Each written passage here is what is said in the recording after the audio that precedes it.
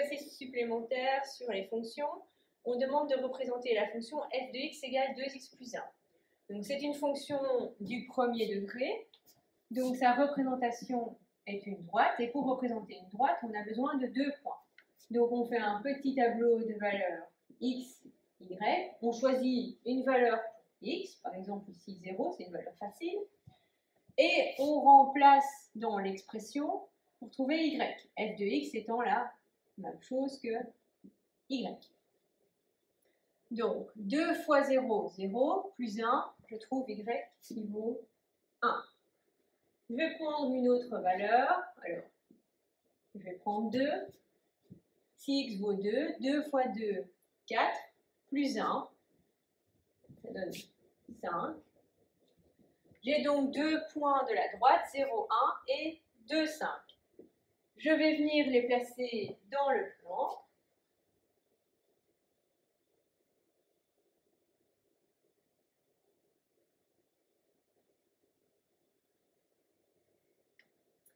Donc, je place mes points 0, 1, qui est mon point A, et 2, 5, mon point B. Et pour trouver la droite, il suffit de relier les deux points. Donc là, c'est ma droite, c'est ma fonction f qui est représentée. Alors, je réponds aux autres questions. Donc d'abord algébriquement et puis j'irai vérifier graphiquement. Algébriquement, on me demande de calculer l'image de moins 2. C'est le même principe que le petit tableau. X vaut moins 2 et il faut remplacer dans l'expression pour trouver son image. Donc 2 fois moins 2 plus 1. 2 fois moins 2, moins 4, plus 1, moins 3. Donc ça veut dire que la fonction passe par le point moins 2, moins 3. Je vérifie sur mon graphique.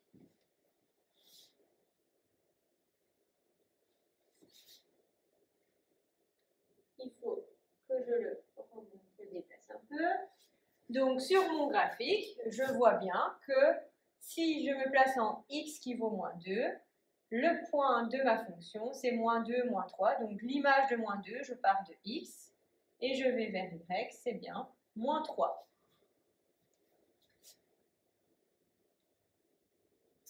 Je reviens à ma deuxième question. Donc, on me demande de chercher les réels x tels que l'image de x vaut 5. Autrement dit, on me demande de chercher les antécédents de 5. Donc ici, c'est le contraire. On me donne une valeur de f de x, c'est-à-dire de y, et je cherche la valeur ou les valeurs de x qui correspondent. Donc f de x vaut 5. Je viens remplacer dans mon expression f de x par 5. Donc 5 égale 2x plus 1. Et je cherche mon x. Donc je passe d'abord le 1 de l'autre côté. Donc 5 moins 1, 4 égale 2x. Puis je divise par 2 pour trouver x. Donc 2 égale x. Ça veut dire que cette fois, ma fonction passe par le point 2, 5. C'était un point que j'avais utilisé pour représenter la droite. Donc sur le graphique, cette fois on va dans l'autre sens. On m'a donné y qui valait 5. Je repars vers la droite et je redescends bien en x qui vaut 2, ce qui est bien la réponse que j'ai trouvée. Exercice suivant. Je vais déjà effacer ce que j'ai mis.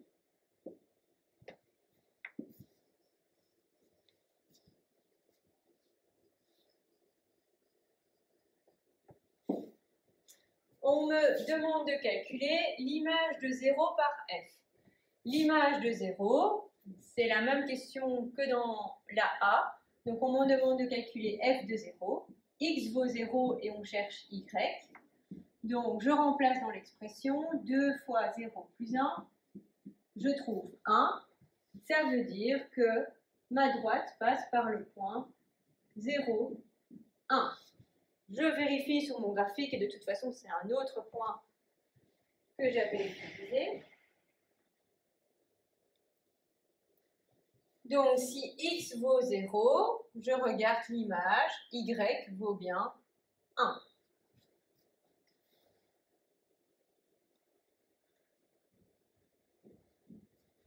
On me demande ensuite de calculer les antécédents de moins 1 par f. Mais je vous ai dit pour le b que ça revenait au même de résoudre l'équation f de x égale moins 1 ou y égale moins 1. Et on cherche là où les valeurs de x qui correspondent. Donc f de x, c'est 2x plus 1. Donc 2x plus 1 égale moins 1. Je passe le 1 de l'autre côté, donc 2x égale moins 1, moins 2. Je divise par 2, donc x égale moins 1. Et donc, la droite passe par le point moins 1 pour x et moins 1 pour y. Moins 1, moins 1. Je vérifie graphiquement.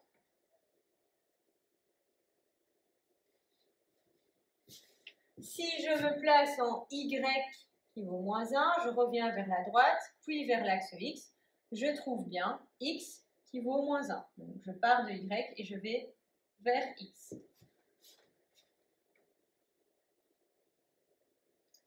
Je dois ensuite calculer les zéros.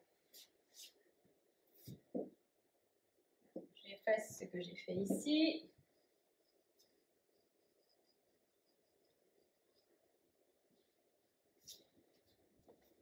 Les zéros de f sont les intersections de la fonction avec l'axe x.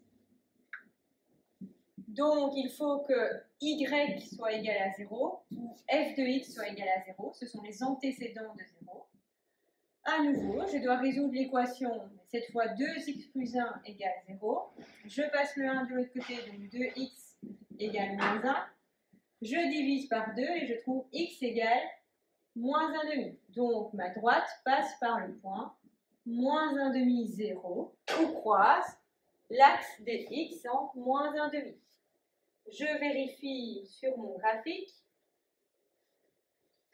et je vois bien que ma droite croise l'axe x en moins 1 demi, moins 0,5.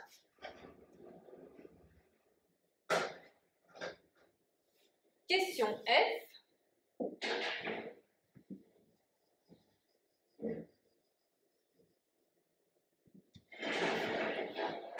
On me demande de dresser le tableau de signes de ma fonction.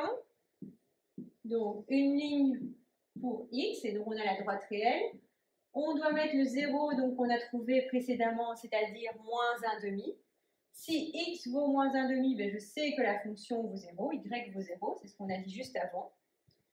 Et en dessous, on a la ligne pour l'expression de la fonction, 2x plus 1. On met, comme c'est un premier degré, le signe du coefficient de x à droite du 0. Donc ici, on a 2x, donc c'est plus à droite, et l'opposé à gauche, donc moins à gauche. Je vais vérifier graphiquement, donc la fonction est négative avant moins 1 demi et positive après moins 1 demi. C'est bien le cas. Je vois que en moins 1 demi, elle vaut 0. Avant moins 1 demi, elle est en dessous de l'axe des x, donc négative. Et après moins 1 demi, elle est au-dessus de l'axe des x, donc positive. Donc c'est bien moins 0 plus. Dernière question, c'est la croissance. J'ai déjà une indication avec la pente de ma droite, M. Quand la pente est positive, je sais que la droite est croissante. Donc F est croissante ici. Alors, comment le voit-on graphiquement? Et ça, c'est important. D'après la définition de la croissance, pour n'importe quelle valeur de x choisie sur l'axe des abscisses. Il faut que je revienne à la page précédente.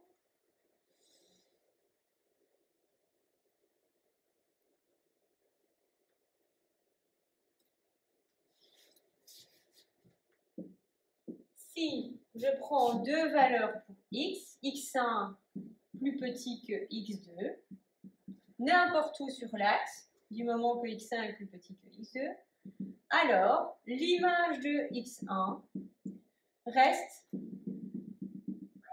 plus petite ou égale, j'ai dévié un peu, je vais plus haut,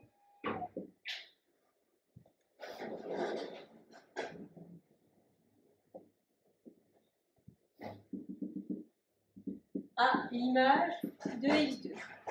Donc f est croissante si, quel que soit x1 et x2 choisis sur l'axe x, x1 est plus petit que x2, implique que f de x1 est strictement plus petite que f de x2 pour une fonction strictement croissante, plus petit ou égal pour une fonction croissante.